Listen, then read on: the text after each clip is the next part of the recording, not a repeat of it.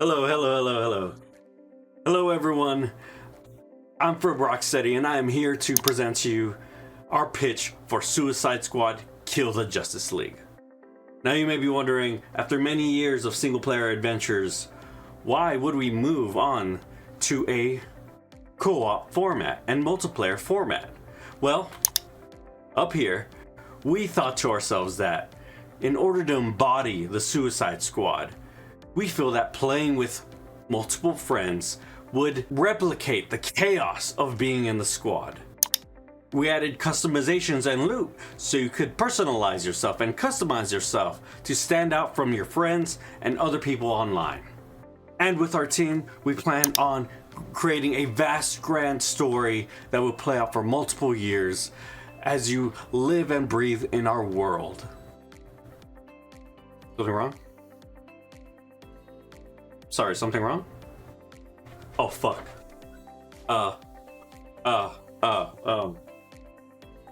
It's the wrong slide. I'm sorry. Fuck.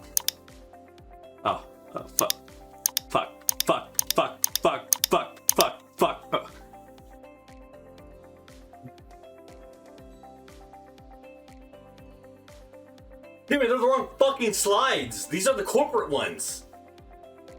Fuck.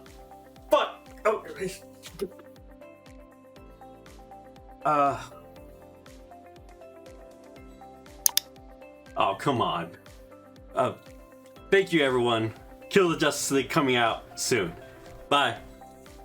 Hey everybody, before we get started, I just wanted to say, if you enjoy our content and want to stay up to date with our videos, hit the subscribe button. It really helps the channel. Thanks. So, on to the video. Hello everyone and welcome back to my channel, Random Drop. And this week, I want to talk about probably one of the most controversial games that there's been in quite some time. The negative reception to this game is massive, and it's really hard to see any positive commentary as it's dug very, very deep. But as someone who loves video games and was a Rocksteady fan, I kind of just needed to see myself, right? It's like, hey, surely it could not be that bad. Surely this very talented studio was able to put something of quality out.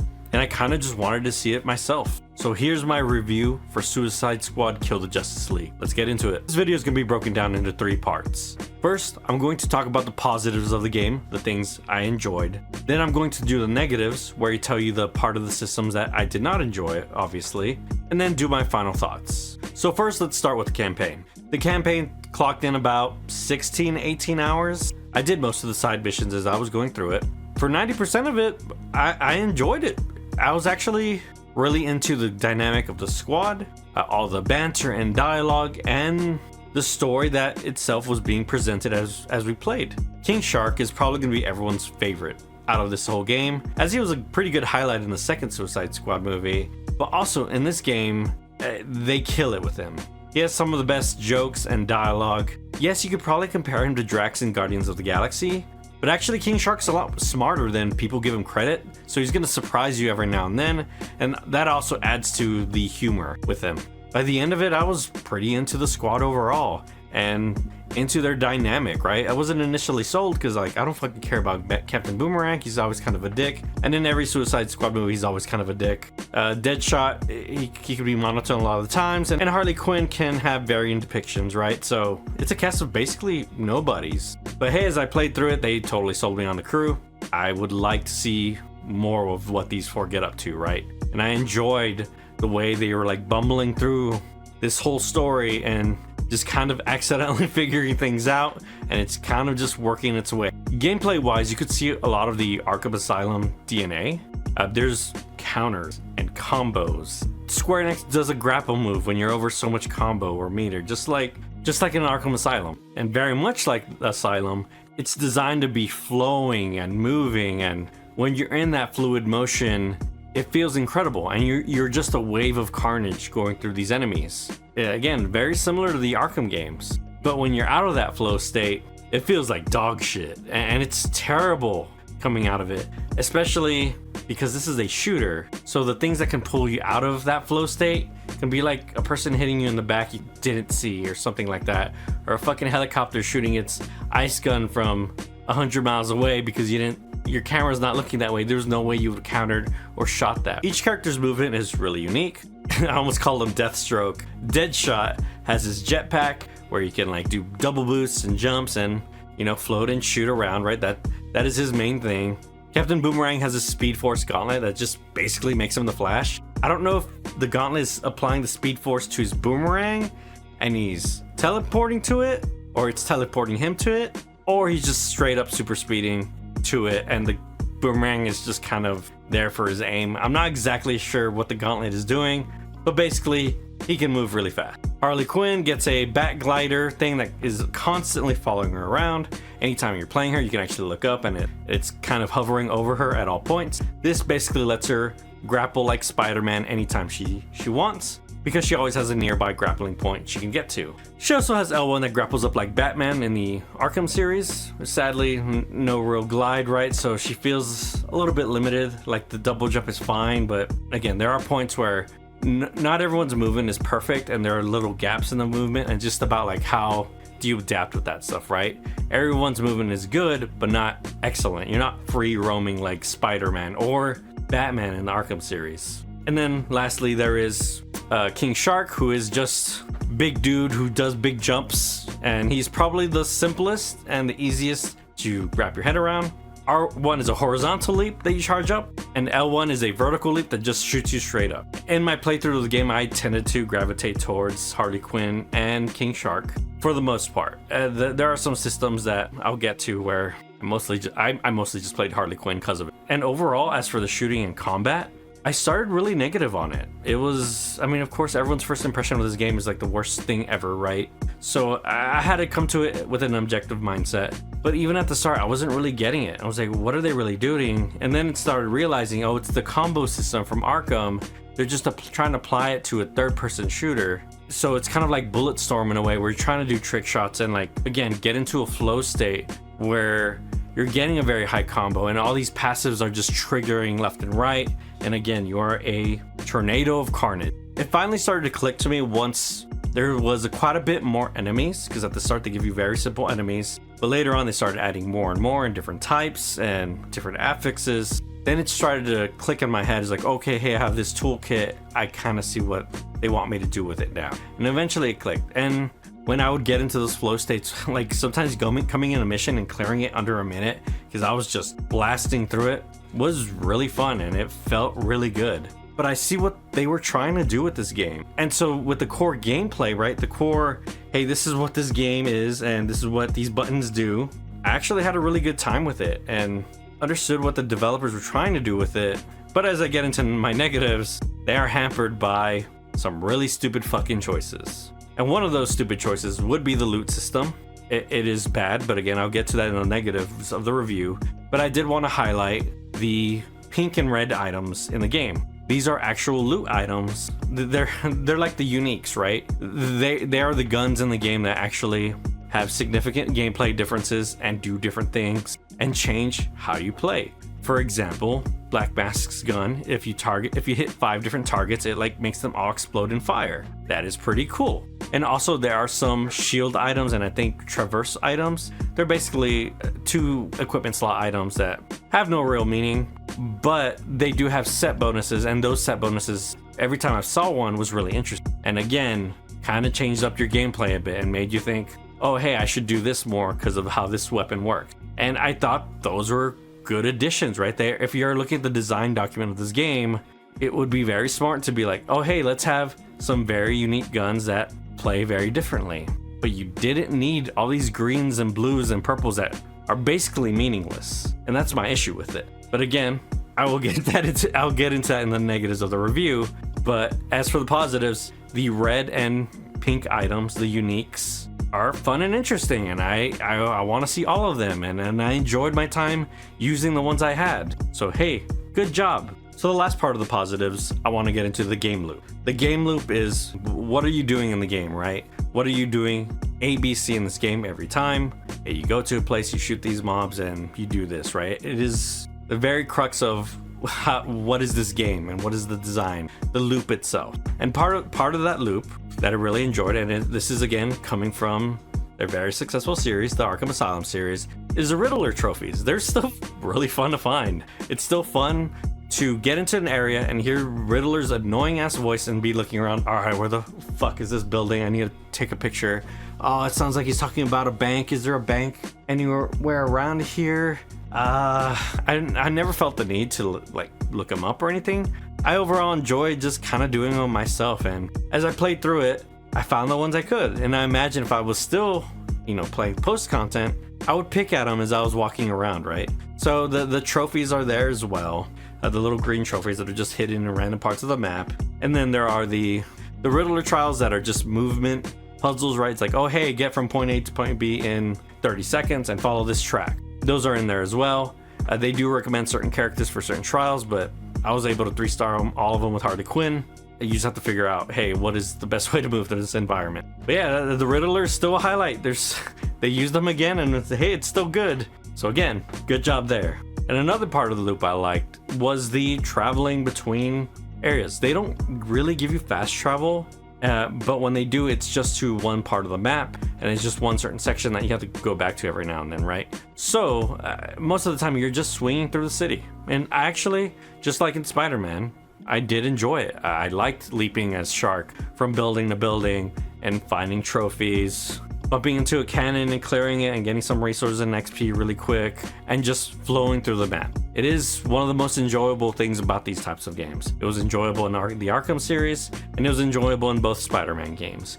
If you're able to get the traversal right and good, just going from point A to point B is fun in itself. I wouldn't say this is as good as those games, but it's good enough, or like it is decent. It is pretty decent. And I imagine it's probably a little bit more fun if you had 4 of your buddies jumping across the city all together. It's like, oh look, I found this trophy here and whatnot. It's like, oh, I think I know the solution to this puzzle. Let's go over here, right? You can start thinking of like the things that would happen as you were crossing the city to get to the next mission. And the last part of the loop that I liked was the talent tree system. Now, you think talent tree system, and I want to fucking roll my eyes too. But these talents are very much based off of the combo system in the game. And the reason I like it, because comparatively, I like this more than the loot system. I feel like the loot system is completely unnecessary, especially when you had this system underneath it overall. It's basically talent trees, and in every level you get a talent in each row, but they usually add some sort of passive buff or a change in gameplay in some way. There are ones where you can like focus on making your melees hit really, really hard, but it adds like a 3-second cooldown. So there are lots of things you can play with to customize your character a little bit, because the characters in themselves aren't very unique, and whatever customization you can get at this point would be really fun, right? So I did enjoy filling out Harley's tree and playing with those talents and seeing like, oh, do I like this really slow melee, but it hits really fucking hard? And I found, I played with it at least. And changing talents is completely free and you can do it at any time. So I did like that as well. But yes, at the end of the day, when you look at a lot of these talents, it's like a bunch of shield percentages and health percentages and percentages. I think I enjoyed the more melee focused ones because it's very obvious on what it does. It's like, oh, when it's counterable, it does 300%, takes 300% melee damage from you. Awesome, I get that. I'm going to use that. But there's a lot of these talents that you would probably turn on and that are so hyper specific that you kind of forgot they were even there to begin with. So as I end my positives, I really do want to iterate that I think someone could get a $70 value out of this game. I think maybe playing through this game with a couple friends and co-op would be a pretty good time, as like things get more difficult on the end. There's a larger loop with enemy modifiers and difficulties and more loot you can get if you want to get into that. I personally didn't, but I think there is enough content there overall. It's not content that's going to last you for months and months and months like a Destiny or anything like that, but it'll be a pretty good romp for a week or two with your friends, playing every now and then. Now we get into the negatives, and I think this is where I will probably align with most reviews. I think I personally disagree with, well, let's talk about this game real quick. Since the original reveal of this game, people have been trying to find any little thing to put this game in a bad light. Cutscenes are linked without context or even understanding the full scope of the story, and things like that, right? They're trying to clip every little thing to make this game look bad. I don't think it is a bad game, but it is disappointing for sure for a single player creator that made some incredible scripted missions and events to create a multiplayer co-op game which is fine because a co-op game can tell a very good narrative if you want it to. That is totally doable. But the issue is they made a fucking live service game, and that actually affects the story as well, because how the story has to be paced out and how the missions have to be designed, and they can't all be roller coasters, and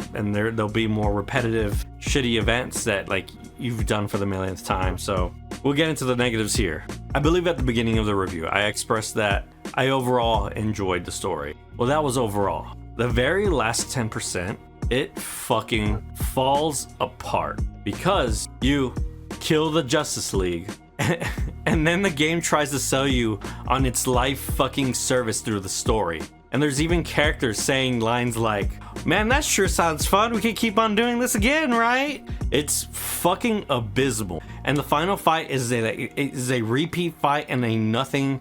It's so anticlimactic because again, this isn't the end. This is half the fucking story, and the rest is gonna come in the next year or so. So all these clips of things out of context, let me give you a theory, because I don't know, right? I don't have any confirmation. I'm pretty sure the Justice League isn't fucking dead.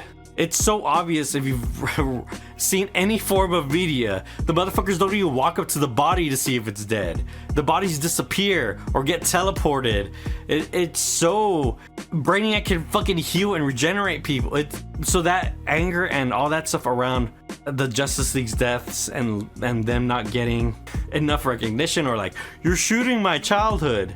These are the developers who freaking like slipped Clayface for a whole game and tricked you. This is the same developers who tricked you in also Arkham Knight with Oracle. And they are very good at bait and switching. The thing is, and I can see the bait and switch coming, which is fine, but you can't do that and have the bait and switch happen a year fucking later after you beat the game. It has to be paced out well, because by the time everyone's gonna remember this part of the story. And then season 1, 2, 3, or 4, however many fucking seasons they're gonna do, there's gonna be like 10%. The people who actually really got into the game are gonna even know what the full story Suicide Squad was. This is the same problem World of Warcraft has, where in an expansion, they tell the first part of the story and try to tell you the rest in patches. People stop paying attention at the end of the fucking expansion. That's my issue with the stories. I'm getting really ranty now because I really enjoyed my time with the crew and playing this game. Again, I really liked King Shark, and there's so much negativity coming towards this game, which it deserves in a lot of ways, but in a lot of ways, like, there's a good game underneath it, and then it just got the rug pulled out of it, or some CEO made a dumbass decision.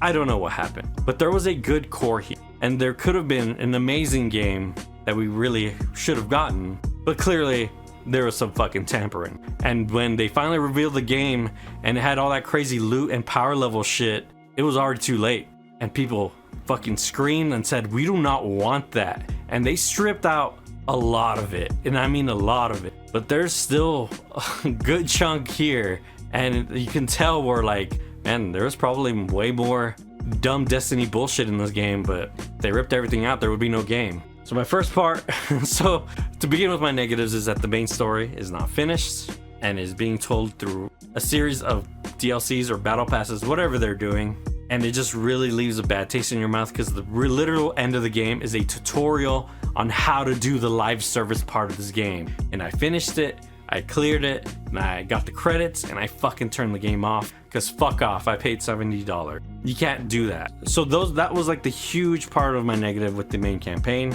is again the story and how it kind of shoots itself in the face at the end of the game. Some little smaller things in the main campaign that I didn't like was I feel like Deadshot didn't really get too many moments. He had a couple of moments here and there that kind of characterized him a bit more, but he came off more of the, like, I guess just the straightforward squad member. He got his jabs in every now and then and whatnot, but again, I feel like he just didn't, like, everyone else was so elevated, and Deadshot we really just didn't get much out of. Again, he had like one or two good moments, but that's it. And one negative effect of this being a co-op game is that there's no reason to switch character. They all level individually. Harley Quinn was like level 20 something and everyone else was like level 4. And they try to get you to switch characters by like, oh, extra bonus XP because this character wants to take charge. Nah, fuck off. Like, I'm gimping myself by switching characters because they don't have as many talent points and the same loot I was wearing, right? So again, there is no point to switch between characters. And also because all characters are basically the same character and are just shoot gunman. Then there's like the really dumb mission complete screens. So with the missions in this game, there's a lot of missions where you'll complete them in like under a minute. You'll just blast the fuck out of it. Then you get like a big mission complete screen and, oh, here's your upgrade and here's your loot and here's your level upgrades, right? It's doing some really dumb co-op stat screen. I don't know what it's trying to do, but it is trying to distribute loot so that you see the loot drop and be like, ooh, fancy. Oh, I hope I get a yellow or a red. But it happens so often and it just takes you out of it. It completely rips you out of the game every single time it happens. I could understand at the end of a big long mission or something, a big scripted mission where like, oh, you had to take 4 group members and get through it. But a lot of these are just like repeat missions you've done again and again and again and again and again. It just, again, it completely breaks the pacing as you're like traveling throughout the map in this game. Because missions like these would usually, in other open world games, you would jump in, clear it, and fuck off. And you'd get a little tick like, oh, you got it and here's your loot. There wouldn't be like this other loading screen that you have to load into that tries to be like, reward, oh, level up, oh, talents, oh, it's just so fucking stupid. And that's gonna end my negatives on the campaign. Next is the gameplay, which, weirdly enough, I don't have too many complaints about because I got what they were trying to do with it. And I quite enjoyed it by the end. There's some things about the whole loop that I fucking hate, but I'm gonna get into that here in a bit. But for the main gameplay structure, right, the core of the game, right, the whatever designer was like, hey, this is how I want this game to flow. I want it to be third person Arkham Asylum.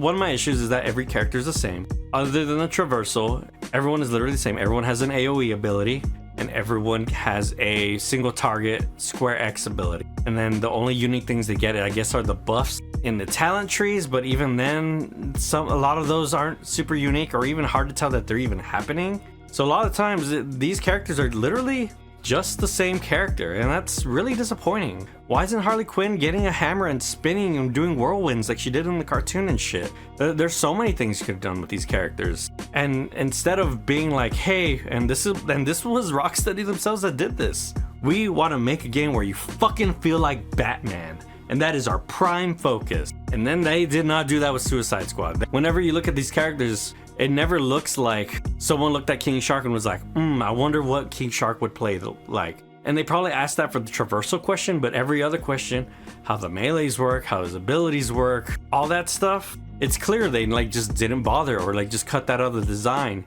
Maybe there was a version of this game at some point where they were very unique. Then a suit came in and be like, nah, make them all shooty boys or something. It just, coming from the developers who perfected what Batman felt like and had those philosophies, it's crazy to see them approach a game and be like, nah, fuck it, we're just gonna do our own thing and try not to capture the essence of these characters like they did. They paid Batman so much respect in the original series and they paid these characters none of it, and they were just like, we'll get they'll look like them, but really, Hammer, Harley, she's just gonna like swing it like on cooldown or some shit. King Shark, nah, he's not gonna bite people. Why would he bite people? He's gonna shoot him. Oh, he's like big and strong? Nah, he's gonna shoot him. It's, again, like King Shark has like big fish hooks and shit. He could be like Stitches, or for that guy from League. I played Heroes of the Storm, so Stitches, and he throws his fucking hook and like grapples people or something like that. There's no uniqueness to these characters. So that's crazy disappointing. I got over it, but you see where I'm coming from here. It's like, if I'm talking about negatives, yeah, I mean, all these characters feel the same. So it felt like playing the campaign, it was like Harley and like 3 fucking bots that were basically Harley. It's really disappointing. Also, 99% of the fights are on small rooftops, and I imagine this was a design decision because of the traversal stuff. And this is more of a nitpick, but you're gonna fall off these roofs a lot, and it's gonna break your flow. Just know it's gonna happen a ton, and it's just something, because of how this game is designed, it's gonna happen fucking constantly. Then missions where it requires you to do a specific things like, oh, these guys only take damage from critical hits. Oh, these guys only take damage if you used your little affliction thing on them. it's just such a boring way of mission design. So you're basically doing all the same missions, but it's just you're using a different part of your toolkit now.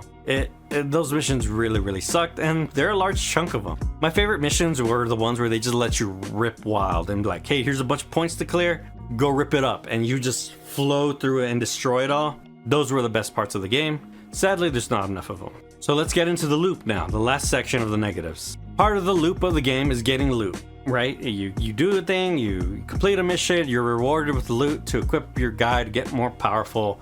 The loot system is utterly garbage and should have been completely ripped out of the game instead of toned down. Like I said, this was a toned down version of the original loot system they were going to have, and they ripped it all down. There's no power scaling on these weapons, and more it's like, hey, weapons have different stats and they're good at X, Y, and Z, right? But eventually you start to realize nothing really matters unless it's yellow or higher, because green weapons and blue weapons don't have unique affixes, and they're just really boring stats on them. So anytime one drops, you're just like, nah. And you'll probably look at a yellow one until you get a pink weapon, and then you're like, wow, these are really unique and cool weapons. Why the fuck would I ever replace this? And that's how it goes. So instead of doing this, like, I don't know, making all of these randomly generated green and blue weapons and having that whole system with like the re-rolling and all that, really, they could have just had a list of weapons, like 5 or 6 in each category. And it's like, oh, this is the Black Skull weapon, this is the Sinestro weapon, and so forth. Just just get the list of uniques and have the characters be able to swap those. And then maybe they could roll the other stats, the more boring stats that are like loot radius and shit.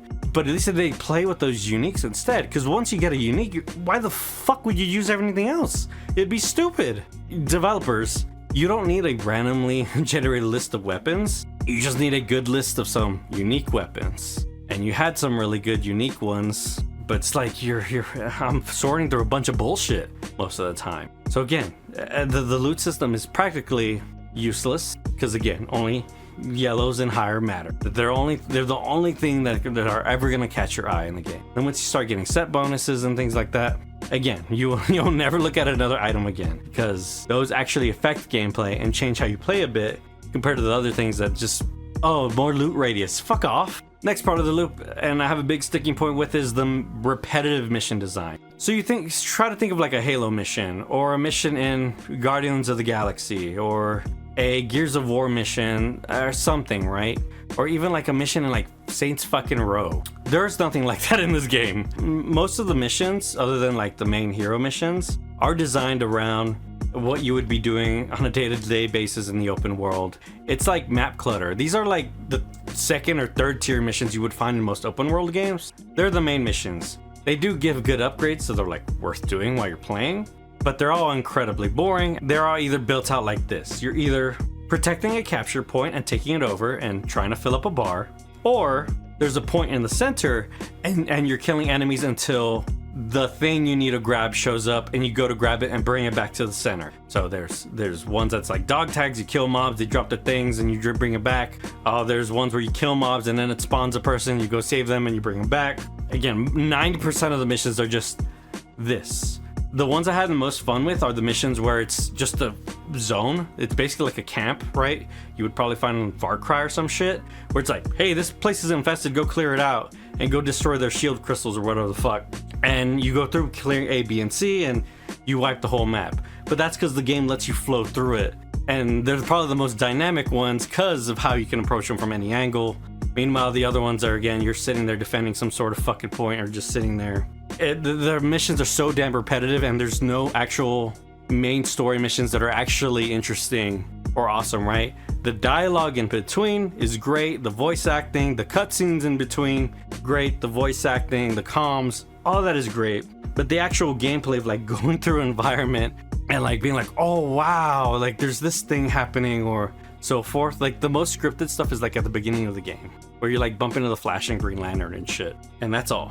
Most of the missions is those point capture missions, and it's really disappointing.